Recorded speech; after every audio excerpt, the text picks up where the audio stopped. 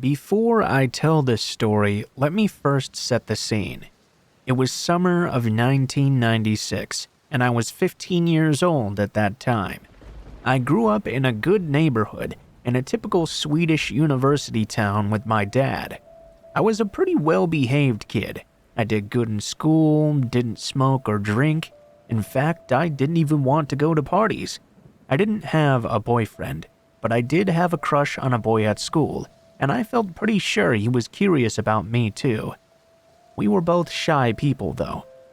This event took place in the end of August when the light summer nights started to slowly grow darker and the days got slowly shorter as well. It was a very hot summer though, and all the popular girls would wear white tight tops to show off a flat tummy. One day I had bought one for myself just to try and see what it would be like to be a normal teenage girl. I had those silly shoes too. The Spice Girls inspired ones that sprained many an ankle during that era. Afterwards, I wondered if this is the outfit that started this whole thing. Suddenly, after I'd started dressing like this, I started to get notes. They were placed in the basket of my bicycle. There would be messages like, "I like your style, baby," and "growing into a woman before my very eyes, eh?" I didn't tell anyone. I very strongly suspected the idiot gang at school, two of whom lived very close to me. I thought perhaps they were just teasing me for changing my style. Teenage logic, I mean, we've all been there, right? To show them that I really didn't care what they thought, I decided to wear my new style all the damn time. One morning, I noticed that someone had stepped on the flowers in the flower beds under several of our windows, and I told my dad about it. He was worried it was someone scoping the place out, planning to break in, and asked me to turn on the alarm whenever I was home alone. Things had gone missing before. Insignificant things, but still, I mean, you never know, right? My dad owned a rather successful small business, and to celebrate the 10-year mark since its opening, he wanted to treat all of his employees to a big weekend away and booked a place up in Kiruna. I was used to being left alone at home. Sometimes his work demanded that he travel for a week or so, and that really wasn't a problem to me. Again, I was a very good kid. And anyway, only a few houses down the street lived a couple that we knew very well. They would usually check on me like once a day if I was alone for many days. They had no kids of their own, so they often helped out with everyone else's. I think it gave them a sort of joy. It was on Saturday that this happened. I had arrived home very late on my bicycle after having watched Cutthroat Island at a friend's place. I walked in the front door when I suddenly noticed a draft flowing in. Had I forgotten to close the window before I left? Then I noticed, though, that the alarm was turned off as well. Had I forgotten that too? I didn't think I would. I walked through the house to the living room, only to see Mr. W., a man from down the street, stood right in front of me. "Hi there, kiddo. Did I scare you?" "Sorry, just came to check in on you." I found this very strange since it was well past 1 a.m. and he reeked of alcohol. "It's fine. I'm off to bed now though, so can you leave?" I said. I got the strangest feeling. Despite it being a very warm, hot summer night, I was shaking with cold. Something inside me told me this was a very dangerous situation. I could just tell that something about him was off, as if he was wearing a mask, as if someone else was behind his eyes, not the friendly, loving Mr. W. I had known my entire life. "Wine?" he said and nodded in the direction of a wine bottle. I shook my head no. "I don't drink. My dad, you know." I tried to sound as normal as I could, but my voice just didn't feel like my own. "Oh, come on, you're almost a grown woman now. You can do as you wish," he continued, pouring the wine into an unwashed glass. "I've been watching you, you know. You really have grown." He kept telling me how beautiful I had become and how he had noticed my new clothes. Surely I knew it was an open invitation to men like him. "I'm a real nice person, don't you think? I'll be good to you. You can trust me. I'll be real gentle." I started to back towards the front door, He stopped me by grabbing hold of my upper arm and began pulling me towards him. "Don't be like that. No one likes a tease," he said. When I tried to break free, he laughed in my face. "Oh, you want to play, huh? I can play." He started to shake me. I felt how much stronger he was than I, and realized I had to make him let go long enough for me to run away. At this point, it was as if someone else hijacked my brain. I started doing and saying things I wasn't even aware of until afterwards. "Yeah, I like to play," I heard myself say. He smiled and began to touch my hair. He started to drag me off to the bedroom, and I tried to pretend to be into it. I had never had sex or even truly wanted to. I had no idea how to fake this, but I tried my best. The moment he tossed me onto the bed, I said, "Hold on, you have to go lock the front door and turn on the alarm." I tried to look eager and not scared out of my mind. "Okay." He jumped up and looked back at me. "Don't move." I was on my feet faster than I thought possible. I locked the bedroom door from the inside. My plan, however, had not turned out like I hoped. It turned out he had taken me to my dad's bedroom, not mine.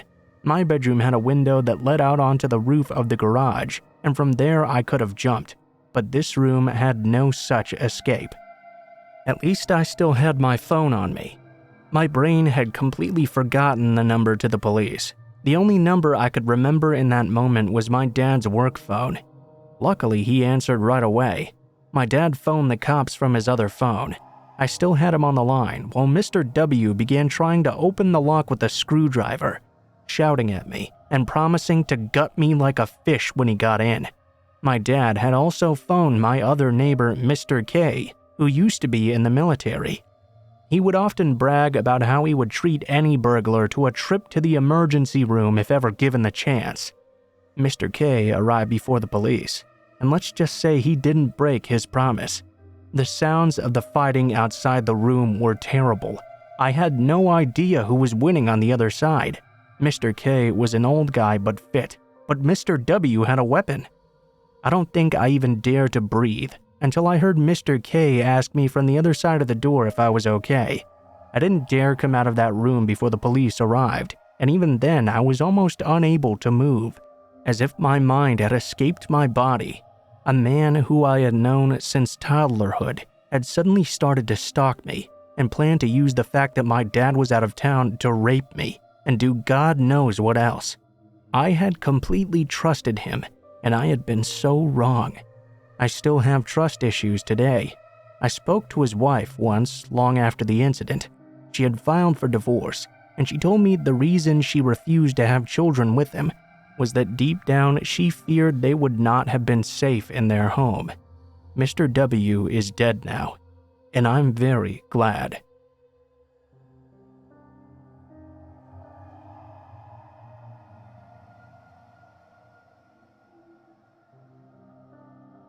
Okay, so first let me say I debated about posting this here because I may be overreacting about a few weird things that have happened in the past couple weeks at my house.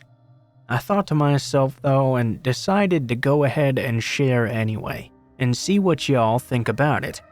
Please tell me if you think I'm overreacting. I won't be offended or anything like that if anyone tells me I'm being silly. First off, our house has a basement/crawl space that's only accessible from the outside, through a door directly underneath my bedroom window, about 10 feet from the bottom of the steps leading up to the back deck. It's a fairly large space actually, dirt floor and concrete walls, clean and plenty big enough for a grown man to stand up in. Until very recently, it was mostly half full of junk. Mostly from our kitchen renovation. Things like paint cans, equipment, extra floor tiles, just random stuff like that. We had also put a padlock on it. We asked our yard guy to do some extra work that included cleaning it completely out. When it was empty, we didn't bother to put the lock back on it. It has a sliding bolt on it that keeps it closed in addition to the little loop thingy that you put the padlock on, so we just kinda slid in the bolt and called it good. There was absolutely nothing in it, so there was really no point to locking it, we thought. A couple of weeks ago, my boyfriend was out on the back deck emptying the recycling bins when he noticed that the door was open. Someone would have had to actively open it. The sliding bolt is rusty, so it wouldn't easily just come open on its own. He went to check it out, and of course there was nobody there. It was still completely empty. He thought, well, okay, someone must have been poking around and didn't find anything interesting. He did tell me about it though and reminded me to keep the doors locked whenever he wasn't home. A few days after that, I had the dog outside when he ran straight to the door and started sniffing and scratching at it. I noticed that it was slightly ajar once again. I opened it fully and went inside and walked around. Nobody there. Let me add here that we have a lot of trees and wildlife on our property, including raccoons, groundhogs, and tons of squirrels as well. We have one huge oak tree that overhangs the roof covering the master bedroom, so it's nothing unusual to hear squirrels and other animals on the roof, with their little pattering feet and various scratching sounds. Yesterday I was here alone, laying in bed reading a book. The house was completely silent. Usually the dog would just lay in bed beside me, but this day he was acting very fidgety, pacing about and just being generally weird. I was hearing the usual late afternoon squirrels or whatever on our roof, but then I heard a noise that was very clearly the crawlspace door creaking open. It's directly underneath the window to my right, so I stood up and slowly creeped over to it, being very careful not to be seen. I cracked the shades just a tiny bit to peek out. I could see a man starting up the steps to the back deck, having just exited from the crawlspace. Immediately I said, oh fuck no. I dropped the shades and headed up the hall directly to the door he was heading to confront that man. At that same moment, my dog went nuts barking and beat me to the door, but he was nowhere to be seen when I got there. I had only seen him through the window for a split second, and I had only seen him from the back as he was heading up the steps. He was wearing a baseball cap, so I couldn't even have said what color his hair was, really. I'm guessing my dog scared him away. But what the fuck was he doing, walking up on my porch in broad daylight, with someone obviously home, if he hadn't planned on knocking on the door? And besides, who would knock on the back door anyway? People would come to the front to knock, not walk all the way back through the trees into the backyard. I waited for a few minutes for anything to happen, then grabbed my pepper spray out of my purse and went to investigate. Sure enough, the crawlspace door was open once again. No one was inside. When my boyfriend got home, he put the padlock on it this time. Then he got my gun out of the safe where it's been for years and insisted I keep it under the mattress on my side of the bed. I only agreed to that after he loaded it with rat shot because I don't think I could honestly shoot another human being, even in self-defense. Rat shot wouldn't do much more than scare someone with the noise of the gunshot. He was of course highly pissed at me that I'd gone by myself into the basement to check things out, but I'm more angry than frightened. I don't know if I'm overreacting, that just because someone had been inside the basement a few times, I automatically assumed the man I saw was responsible and meant to harm me. I'm fairly certain he did come from there though, because I definitely heard the door open just seconds before I saw him on those steps. With it locked up now, if someone had been coming in routinely in and out, hopefully that will stop. Like I said, I just don't know if I'm freaking out over nothing. I'm going to keep my doors locked just in case.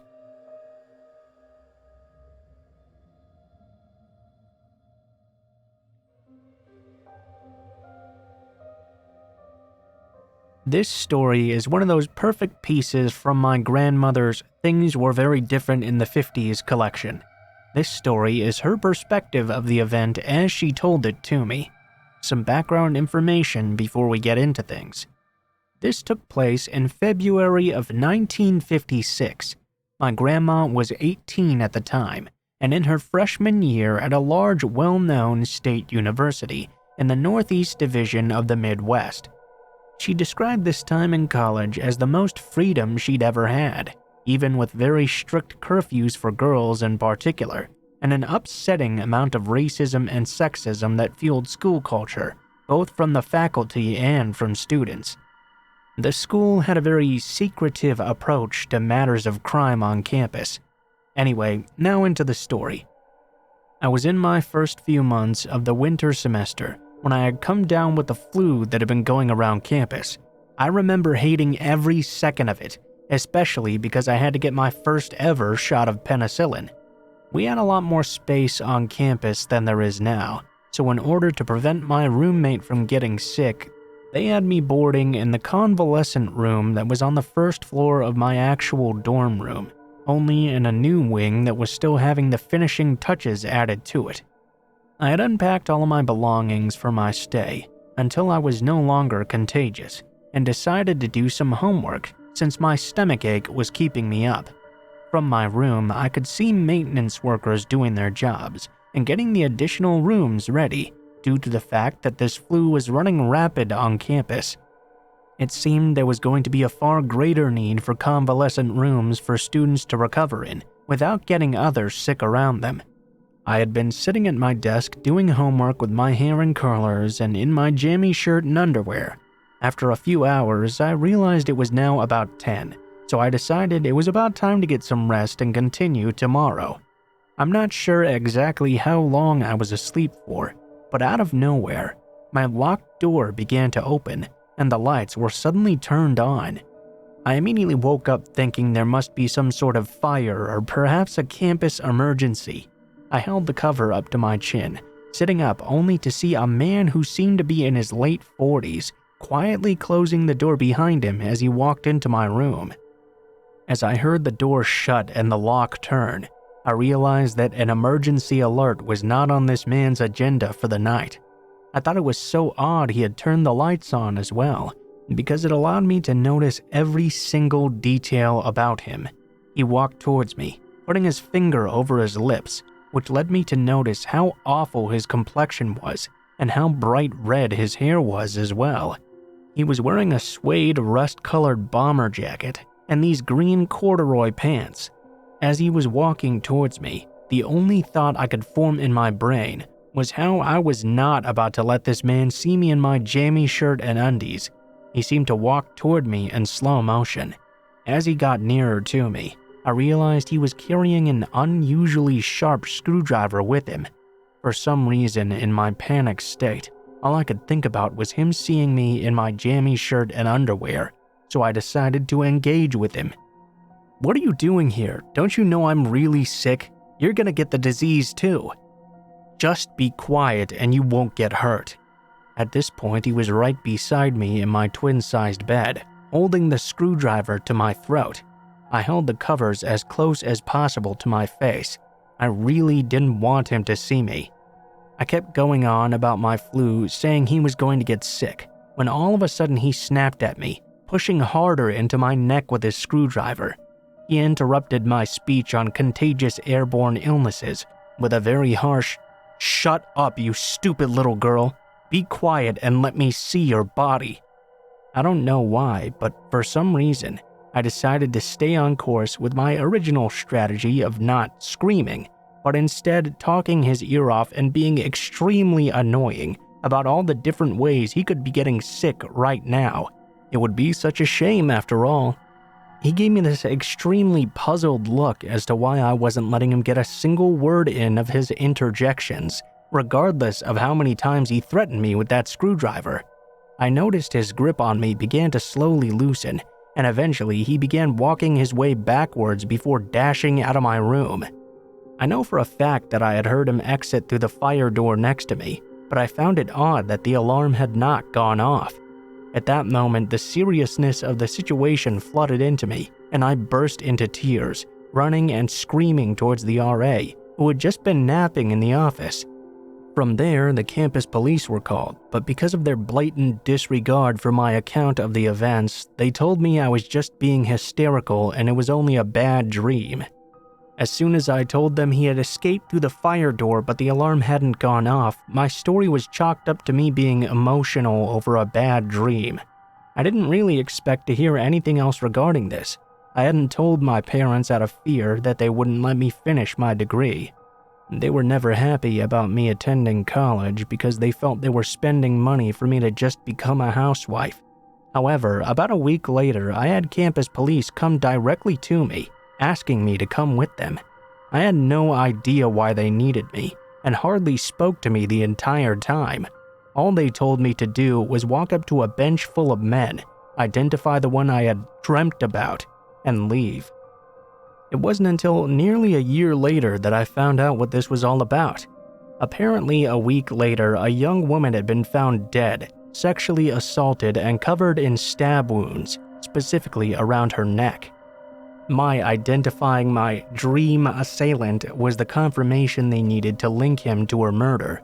This man had been a hired electrician for the school's new buildings and wings, and so he had access to the keys of the newly renovated room I had been in. That explains how he got into my locked room. This also explained how he was able to exit the fire door with no alarm sounding. I'm guessing he did what electricians do and found a way to disarm it. I was completely left in the dark about all of this, and only found out from begging my RA friend to explain at least some details regarding the case.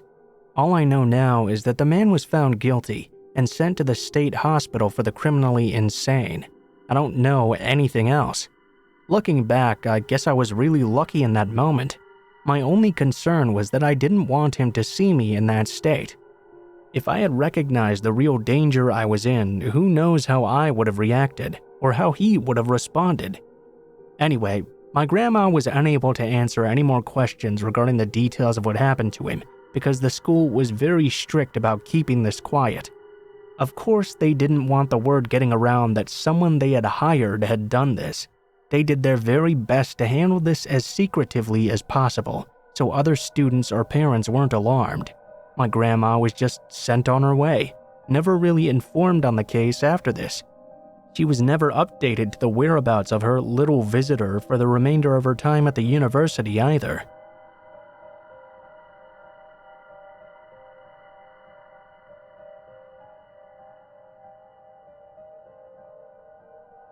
To start things off, this incident occurred in a small-town community, where it's not really crime-ridden or exactly dangerous.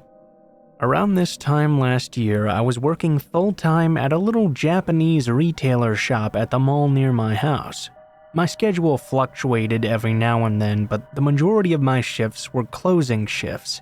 I actually preferred this because it gave me enough time to sleep in, make myself a lunch, catch the bus, and get to the mall a bit earlier to buy snacks and a drink. At least before I had to begin my dreaded 8.5-hour shift. On one particular day, as I was getting ready to walk to the bus stop, I saw a big commotion going on right across from my house, at the town hall. I crossed the street right in time before several other police cars and an ambulance rushed by, sirens wailing extremely loudly. I'm sure the entire neighborhood heard.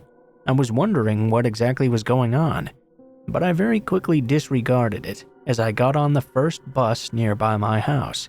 I got off at the intersection where I was supposed to take a second bus that leads me straight to the terminal across the mall.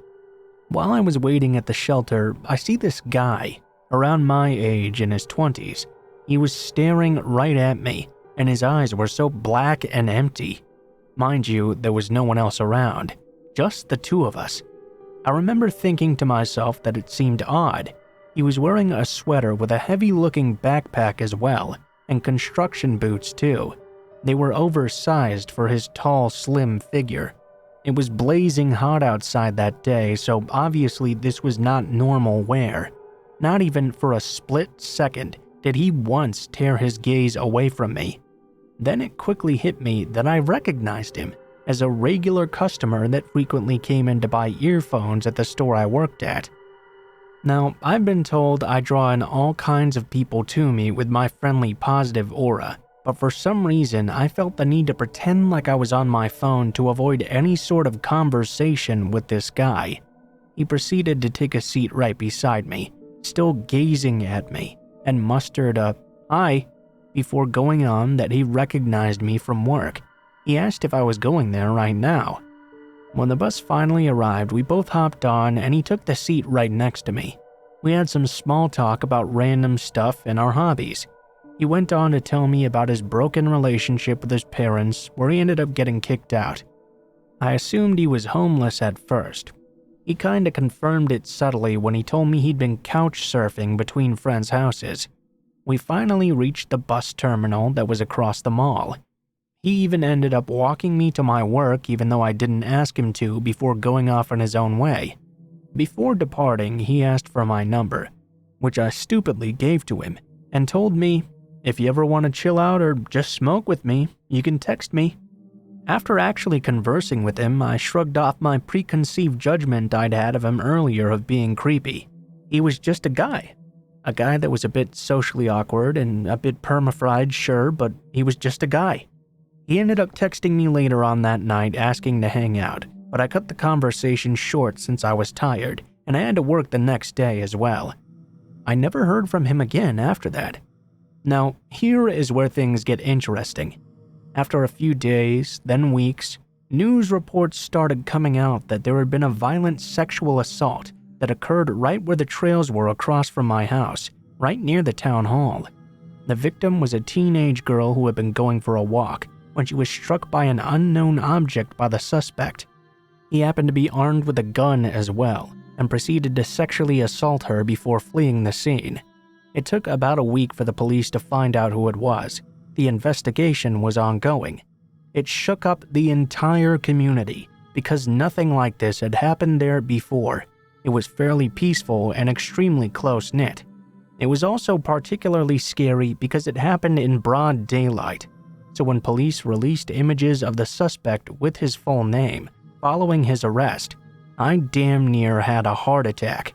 It was him, that very same guy who I met at the bus stop that day, who had walked me to my work, who asked me for my number, who had been texting me all throughout the day. All of this after committing that horrible crime. He had the same dark black empty eyes, long hair. He was wearing the exact same sweater, backpack, and shoes even. I started looking at past news reports to compare the dates and times to when he texted me, and everything lined right up. Needless to say, my intuition about people is on and off. I should learn to trust it more probably. I felt a bit guilty hoping I could have done something earlier, but there was really no way for me to know until after.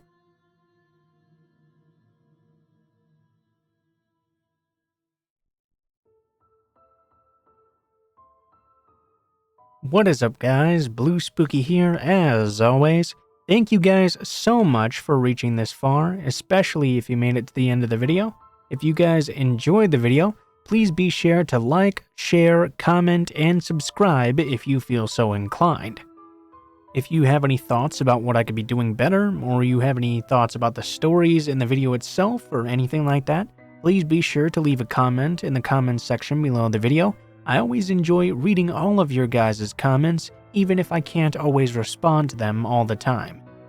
If you guys would like to have your own story read in a video one day, please be sure to take a look in the description below the video. You will find links to all of my social media, including my Facebook, Gmail, and Twitter accounts. Go ahead and send me a message on any of those, and I will try to read your story as soon as possible. You can also send it directly to me at my email of bluespookyreadings@gmail.com. If you do decide to send in a story, please make sure to include proper grammar and formatting if you can, as well as including as much detail as you feel comfortable with sharing.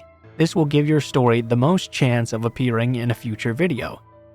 Also, please be sure to put in the tagline what the name of the story is if it has one, the type of story it is if it has one, and how you would like to be credited in the description of the video the story appears in. Overall guys, I think that's pretty much it for now. Thank you guys so much for watching, and I hope you guys have a great day.